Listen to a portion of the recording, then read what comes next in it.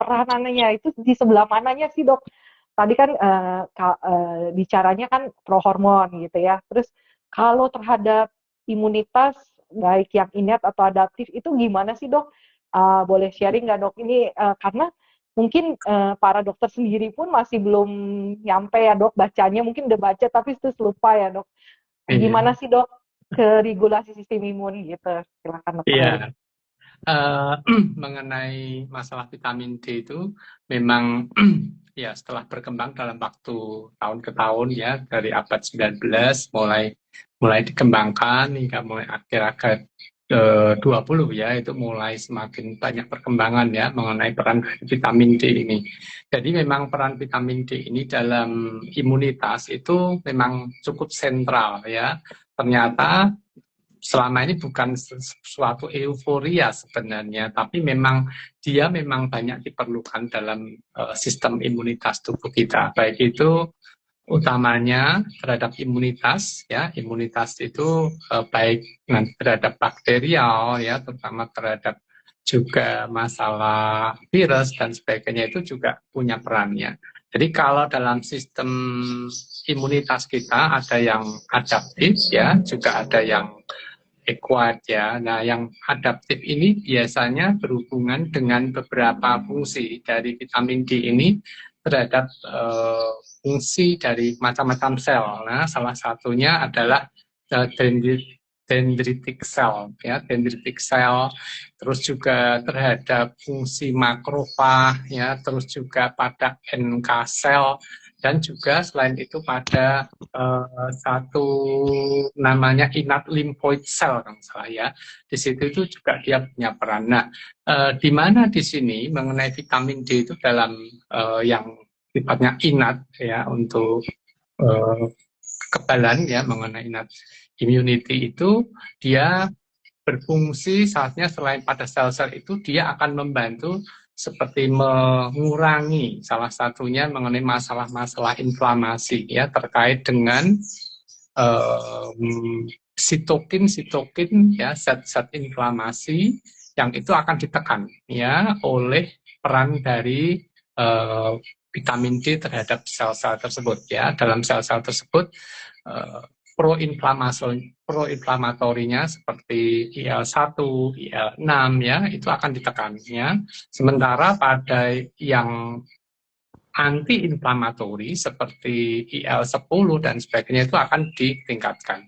Selain itu juga beberapa kemampuan sitotoksik ya dari baik NK cell terus juga lymphoid cell itu juga ditingkatkan ya mengenai fungsi-fungsi itu. Dan selain itu juga cukup banyak disinggung mengenai diferensiasi dan selain itu apa namanya istilahnya itu proliferasi ya mengenai proliferasi dari beberapa sel itu juga mengalami satu penghambatan supaya situasi dari sel-sel imunitas kita itu akan tetap terjaga ya di situ. Itu yang dari sistem alami atau innate immunity. Tapi kalau kita melihat immunity yang innate itu, apakah dia berhubungan dengan yang adaptif atau yang acquired itu juga karena dari NK cell sendiri dia akan memicu dari sel T ya sel T itu punya peran selain itu pada sel T yang regulator juga dia akan menginduksi hal yang baik ya sementara di T helper 1 umpamanya atau situasi yang lain dia akan melakukan satu supresi. Terus di sistem yang sifatnya acquired atau yang dapatan, ini kita bisa melihat bahwa dari vitamin D itu juga punya peran, terutama terhadap sel plasma ya.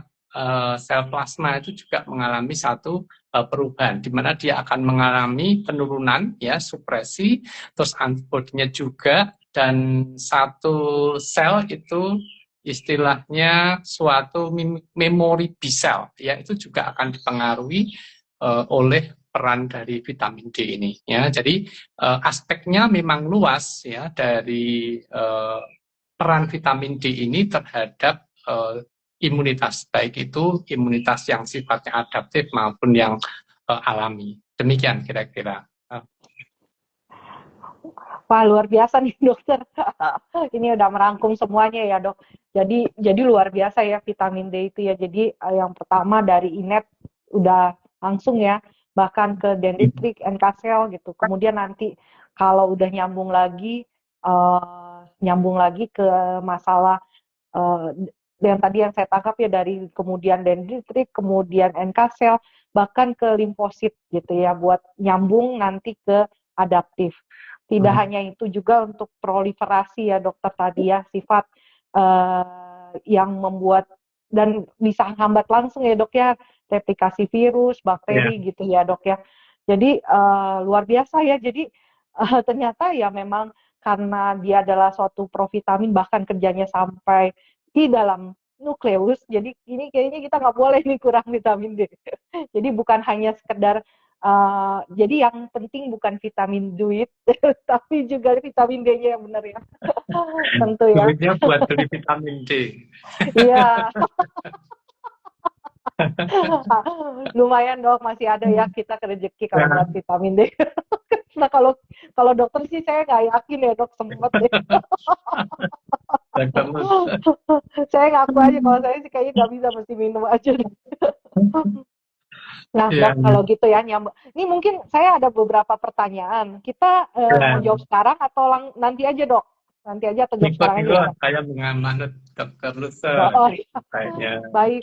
Mungkin saya akan simpen sebentar ya pertanyaannya, karena itu nyambung tadi ya. Nah kalau gitu dok, kalau kita udah jelas tuh ada regulasi sistem imunnya terganggu.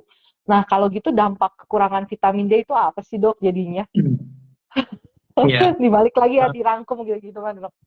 Ya, dampak tentu kembali lagi dari fungsi dari vitamin D itu tadi saya sampaikan bahwa dia punya peran pada skeletal tentu ya. Skeletal itu di situ dari tadi penyakit-penyakit yang bisa dicegah ya, setidaknya dari vitamin pasien-pasien dengan osteoporosis atau juga tadi rakitis ya. Terus risiko untuk fracture ya itu juga pasti akan dipengaruhi ya. Tapi selain itu, kalau kita melihat dari peran vitamin D pada banyak hal, itu juga punya banyak aspek penyakit ya yang bisa berkait dengan kekurangan vitamin D ini, masalah vitamin D ini. Karena di situ kita melihat banyak aspek metabolik yang bisa terkait ya. Saya mencoba tadi melihat bahwa banyak hal ya, kekurangan vitamin D itu mempunyai peran ya, meskipun semuanya itu belum terbukti secara kausatif ya, hubungan yang sifatnya kausatif, tapi di sini vitamin D itu mempunyai peran yang sangat besar ya terhadap kelainan-kelainan yang bisa atau munculnya satu penyakit. Sedangkan secara umum yang mungkin bisa kita lihat bahwa apabila kekurangan vitamin D itu salah satunya seperti fatigue ya. Nah, orang yang gampang dikit-dikit fatigue, siapa tahu dia kurang vitamin D ya. Jadi itu juga menjadi fatigue syndrome. Jadi saya pernah ada satu cerita dari seorang guru saya yang anaknya kuliah di luar negeri dari Indonesia ke sana, sampai sana tuh isinya kok gampang ngantuan, capek. Ternyata dicari-cari apa-apa tidak ketemu, setelah ternyata dicek vitamin D-nya kekurangan. Itu paling sederhana.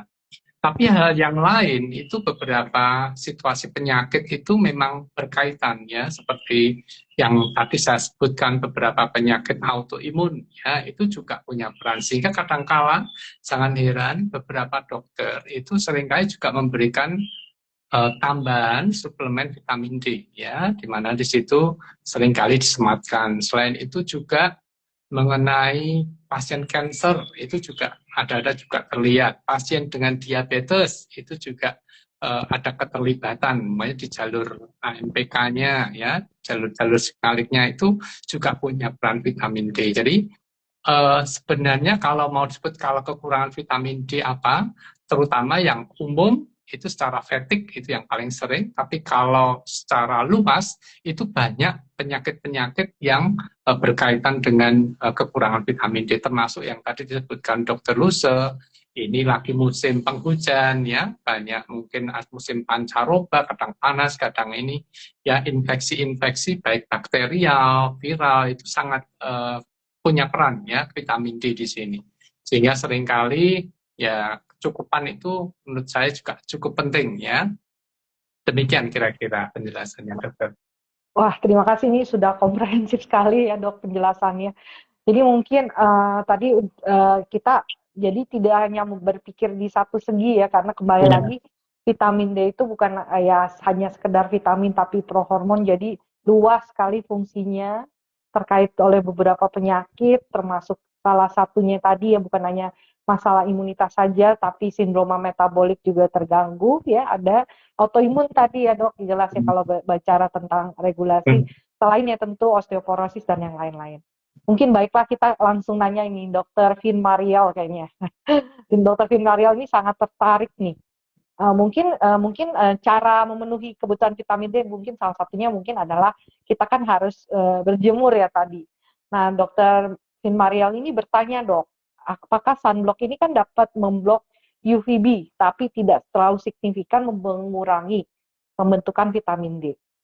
Di negara tropis tidak. Dia bertanya apakah tidak memakai sunscreen UV cukup berbahaya nggak untuk kulit gitu. Nih, malum dok, ini kan dokternya wanita nih kayaknya nih. Nanya kalau gitu kita aman nggak pakai sorry ya kalau yang saya tangkep. Jadi kalau nggak pakai UV gimana gitu ya sunscreen. Mungkin itu ya. Iya. Terus silakan mungkin satu dulu kita jawab satu-satu dok. Iya. Mungkin ini ketakutannya kan seringkali yang untuk masalah kosmetik ya, itu kan pasti tentang masalah flek ya, seperti juga yang paling berat itu kan yang ditakutkan seperti kanker kulit ya, itu yang paling sering yang disampaikan. Tapi sebenarnya kalau kita melihat secara sederhana dulu, sebenarnya bagaimana memenuhi yang menjadi pertanyaan kan bagaimana memenuhi vitamin D dari paparan sinar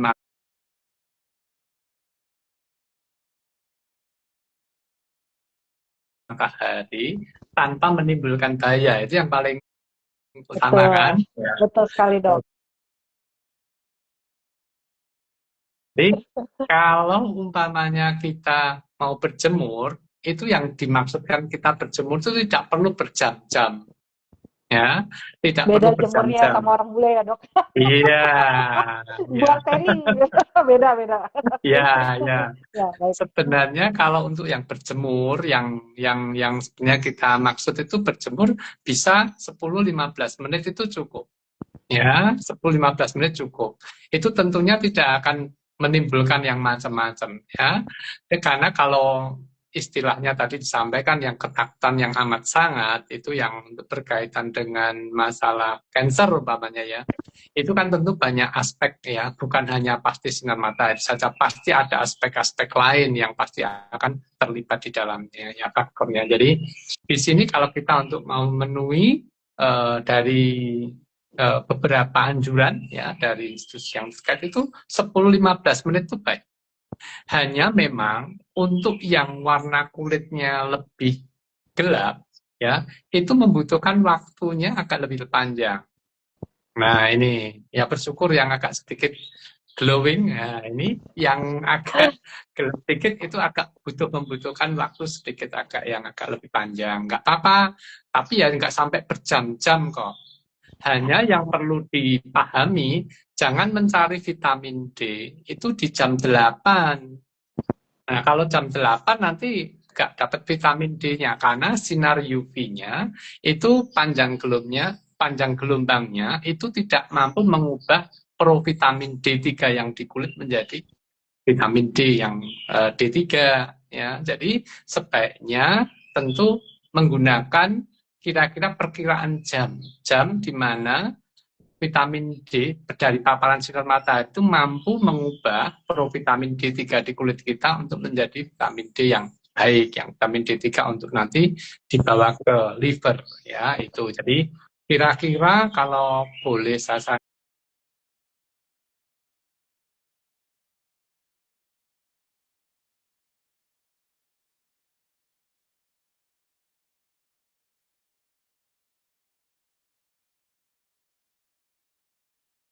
sarankan ya sekitar jam 10, boleh jam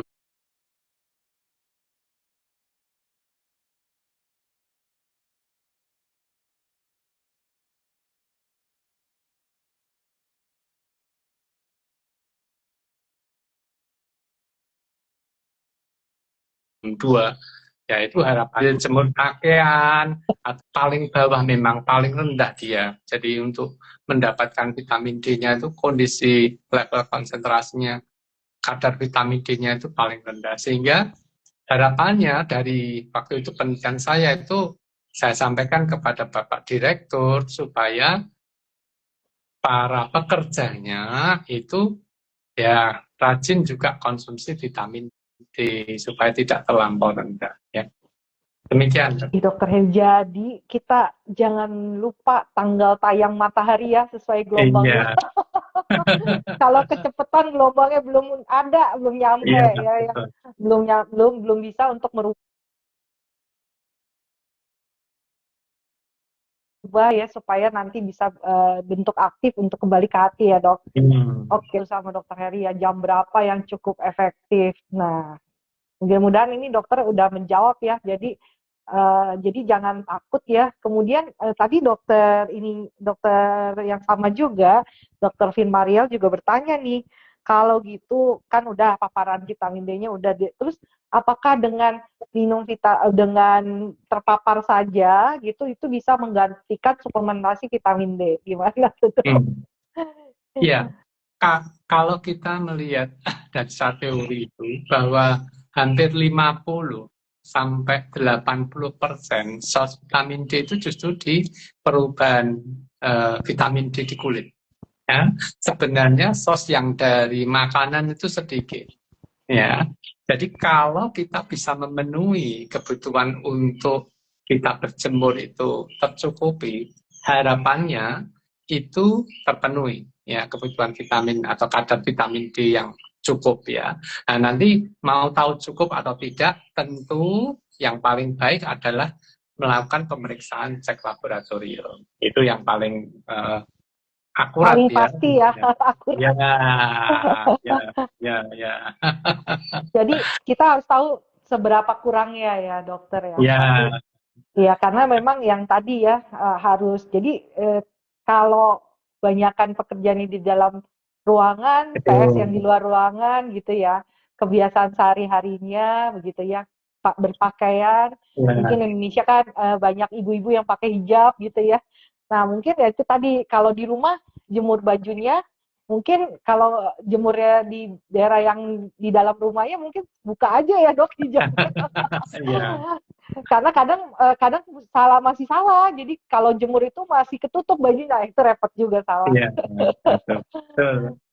Dok, kalau Jangan saya pernah sih, menekan. iya dok, makasih dok. Jadi kalau saya sih akhirnya gini dok, karena Jakarta lagi hujan banget sampai banjir-banjir. Sekarang ya memang sih justru saat-saat yang perlu banget ya, karena kan kita nggak lihat mataharinya dok ya, karena ini Ya, sekarang lagi musim dingin gitu ya, sama ini hujan. ya. Sama ya dok, jadi kan Ya, di Semarang nggak juga ada sama. mataharinya, nggak live dok. Sehari live, sehari enggak. Iya, lumayan ya buat ngeringin pakaian Ya, aja. Baik, jadi kalau silakan nih saya membuka kesempatan nih luar biasa nih. Saya justru mau menyapa juga nih ada Dokter Maya di sini, Dokter Iman. Wah, luar biasa nih pada dengerin dokter nih. Saya lihat ada beberapa nih Dokter Kevin, kemudian ya ada beberapa yang nama yang saya kenal sekalian juga salam ada Dokter Albert, Dokter Hadi gitu ya. Salam nih, terima ya, kasih ya dokter-dokter ya, udah yang ya. ikutan dengeran nih. Ini murid-muridnya Dokter Heri juga nih. Karena ya, apa ya, terima kasih ya dokter udah memberikan apa ya. Eh, Menurut saya dokter tuh simple, dalam, tapi dalam ya. Jadi membuka wawasan kita tentang wah vitamin D itu nggak melulu hanya masalah tulang. Dan begitu pentingnya ya, kita juga jangan lupa tidak hanya kerja cari duit, tapi vitamin D-nya terpenuhi. Baik, silakan gitu, ada lagi yang mau bertanya, karena menurut saya sih ini sangat yang penting ya. Tadi ya, Dok, oh iya, saya satu lagi mau membahas nih Dok, kan tadi masalah makanan nih, kayaknya paling sering ya pasien nanya nih. Saya katanya, oh saya kan cukup Dok makan vitamin D sama kalsium gitu. Jadi udah pasti saya nggak perlu vitamin D. Nah itu gimana Dok? Izin Dok. Ya, tadi saya sebutkan bahwa konsumsi vitamin D yang dari sumber makanan itu biasanya kecil, Dokter Luse. Jadi bahkan yang beberapa yang dari produk seperti susu, milk itu juga nggak begitu tinggi vitamin D-nya. Kalau mau pengen agak tinggi mengenai kadar yang vitamin D-nya itu yang ikan laut, ya, ikan laut, ya, itu cukup, atau minyak ikan, ya, itu mungkin ya cukup baik ya, banyak lah istilahnya dibandingkan dengan yang lain. Kalau yang lain tuh ada seperti butter, peanut dan sebagainya itu ada, tapi tidak begitu tinggi konsentrasinya. Sehingga sekali lagi, kalau kita hanya mendasarkan dari makanannya, biasanya tidak cukup. Apalagi ya tadi, kita selalu tidak terhindar dari sinar matahari, tidak pernah terpapar, dan selain itu kita tahu bahwa sumber terbanyaknya sebenarnya masih itu dari kulit kita untuk dipapar sinar matahari. Terus, jadi Baik, ya Dok.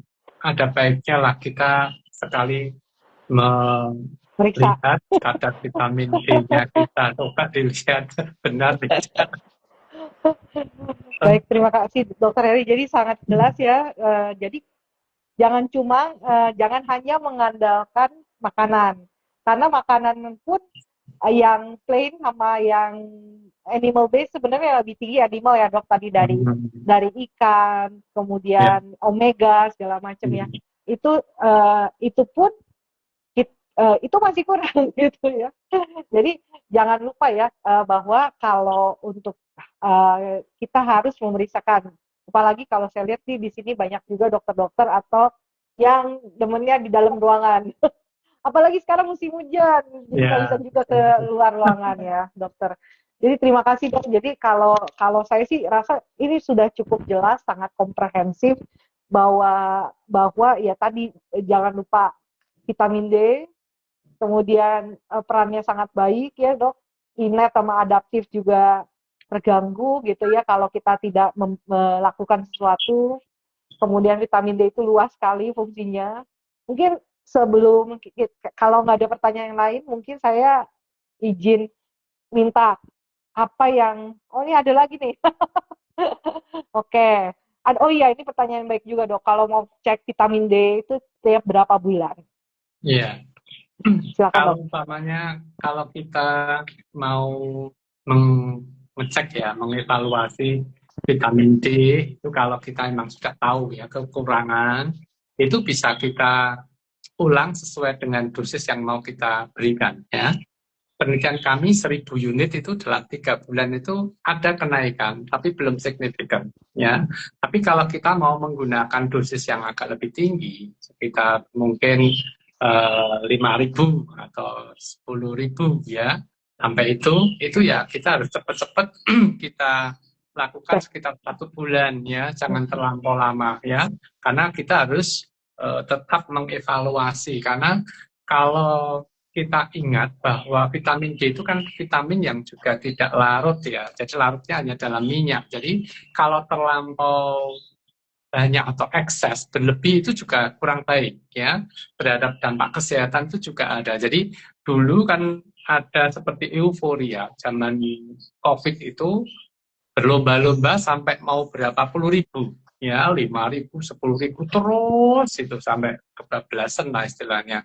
Nah itu juga kurang baik untuk dampak kesehatan. Salah satunya nanti terhadap kadar kalsium. Karena kita tahu bahwa vitamin D itu kalau sudah dirubah di hati, terus akan dimetabolisme di ginjal dalam bentuk yang paling aktif. Nah, ini yang punya peran terhadap semua metabolisme tubuh. Nah, di sini salah satunya perannya terhadap penyerapan kalsium yang dari usus. Ya, nah, di sini akan menyebabkan risiko hiperkalsemia. Jadi kadar kalsium di dalam darah itu akan tinggi. Nah, dampaknya apa? Kurang baiknya. Ya, kalau saudara-saudara, ya ada seperti keluhan mual, muntah, diare, ya, juga mungkin sembelit atau konstipasi. Tapi dampak-dampak yang lebih berat itu bisa terhadap pembuluh darah, yaitu juga kurang baik, ya. Dia akan menyebabkan gangguan-gangguan pembuluh darah terhadap jantung dan sebagainya. Jadi, atau yang paling sering juga batu, ya, pada ginjal itu juga menjadi suatu perhatian untuk kita jangan terlampau bebas kita mengkonsumsi untuk vitamin D itu dalam jumlah yang besar dalam jangka waktu lama tanpa adanya suatu monitoring. Baik, terima kasih Dokter Heri. Jadi pesennya sesuai kebutuhan aja ya dok. Ya, Kalau memang dokter ngasih dosis besar, jangan terlalu lama ngeceknya. Tapi kalau cuma ngasih 1.000, 2.000 unit, 3 bulan pun hanya berubahnya naik dikit gitu ya dok. ya, Terus periksa vitamin D juga cukup mahal ya dok sebenarnya. ya, Jadi kalau saya setuju sih sama dokter ya, berarti kan kalau 5.000 sampai 10.000 ya kita harus awasi lebih ketat karena bahaya hiperkalseminya yang kita khawatirkan ya dok. ya, Nah, satu pertanyaan dari saya dok. Ini kan pasien juga dok yang nanya nih. Kan kalau kita minum vitamin D wajib gak dok tambah kalsium? Karena kan sering ya dok dikasih vitamin D kemudian minum juga kalsium. Apakah perlu dok? ya. Ya, kalau untuk kadar kalsiumnya cukup sama tidak, nanti kan bisa dilihat ya. Ya. Kecuali kalau memang dia, contoh, eh, pada pasien osteoporosis ya, itu kalau kita lihat kadar kalsium di darahnya cukup ya, tapi dia masih membutuhkan karena terjadi suatu pembongkaran kan dari tulang ya. Ini saya campur-campur ya, pokoknya dokter dan awam ya, jadi supaya masuk semua. Nah, di situ tentu dia akan butuh kalsium. Tapi kalau dia hanya pure murni, ada defisiensi atau kekurangan dari vitamin D, tentu tidak perlu, ya, tidak perlu pemberian tambahan kalsium. Jadi di sini selain mengenai kekurangan vitamin D, yang diambil manfaatnya, tapi yang saya sampaikan, efek di luar kebutuhan vitamin D sebagai untuk tulang, tapi untuk metabolik, autoimun, cancer, infeksi, dan sebagainya, itu yang kita ambil keuntungannya. Nah, upaya untuk mendapatkan vitamin D yang cukup, mungkin Dr. Lusus juga pernah dengar mengenai vitamin K, ya K2 terutama ya. Vitamin K2 itu memang dari yang saya baca memang dia mempunyai peran ya, dia membantu penyerapan dari vitamin D itu terhadap kalsium ya. Selain itu nanti untuk membantu menempatkan kebutuhan vitamin D itu kemana, itu ada peran dari vitamin K2 itu. Jadi memang ada benarnya kalau sekarang di produk-produk yang ada di apotek itu bahwa pemberian vitamin D itu juga disertai dengan vitamin K2, itu bisa membantu. Baik, terima kasih dokter Heri. Jadi kita lihat kasus per kasus ya dok. Kalau untuk mungkin boleh pada tempatnya kalau kita kasih kalsium juga pada kondisi osteoporosis ya, di mana butuh kalsiumnya juga walaupun kalsium di dalam darah normal, juga ditambah dengan vitamin D karena mengingat akan ada pembentukan kalsium ya karena resorpsi absorpsi gitu ya dok ya. Jadi itu untuk kasus osteoporosis. Nah, berbeda kalau hanya murni hipovitamin D gitu ya dok. Jadi tidak perlu lebih, yang pas-pas aja ya dok. Biar seimbang, kelebihan bahaya, kekurangan juga sama bahayanya. Jadi saya rasa terima kasih sekali dokter Heri. Saya dokter-dokter di sini tuh sangat berterima kasih, atau semua sahabat podcast ini berterima kasih dokter sudah memberikan banyak pencerahan Mungkin terakhir dari dokter, apa yang ingin dokter sampaikan, Dok, mengenai peran vitamin D secara umum atau dalam regulasi imun, atau saran atau pesan-pesan buat kita semua, Dok. Terima Iya, kasih. sebelum pesan ini ada satu catatan supaya kasihan nanti tidak terjawab nih. Berapa dosis Oh vitamin iya, D yang harus disertai dengan vitamin K2 ya. oh Tadi iya, maaf ya. sudah disampaikan mengenai dosisnya ya. Dosis harian itu kalau aman-aman ya 400, 600 sampai 800 ya. Tapi kalau memang agak kurang-kurang kita bisa naikkan 1000, 2000. Tapi kalau memang berat banget ya kita bisa antara 5000 sampai 10.000 ya. Tapi kalau saya jarang sekali sampai 10.000, biasanya 5.000. Tapi saya lebih sekali lagi mendorong untuk pasien untuk berjemur, itu lebih baik. Ya. Nah, sebagai satu closing statement, sekali lagi untuk vitamin D ini, sekali lagi adalah sesuatu yang penting ya dalam kehidupan kita. Jangan dipandang ini sebagainya vitamin saja, tapi punya peran yang sangat luas terhadap aspek kesehatan kita. Untuk itu karena kejadian di Indonesia itu cukup banyak, tadi sudah saya sampaikan hampir mungkin 70-90% itu banyak kekurangan vitamin D. Sebaiknya ada kalanya sesekali cek ya, meskipun agak mahal sekitar 400 ribuan mungkin ya, itu sekali dicek, nanti sudah itu konsumsilah mungkin vitamin D3, atau kalau paling murah selalu bisa menyempatkan diri untuk terpapar sinar matahari walaupun sekitar 10-15 menit ya. Itu sementara di jam-jam khusus tadi yang sudah saya sampaikan sekitar jam 10 hingga jam 12. Dan sekali lagi ingat bahwa vitamin D itu punya peran yang sangat luas terhadap dampak kesehatan kita.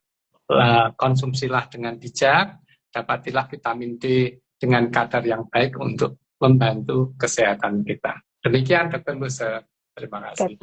Terima kasih nih Paus untuk dokter. Matur nuwun, Dok, luar biasa.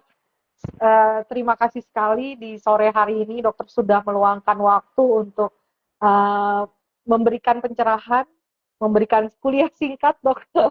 Informasi yang sangat berguna.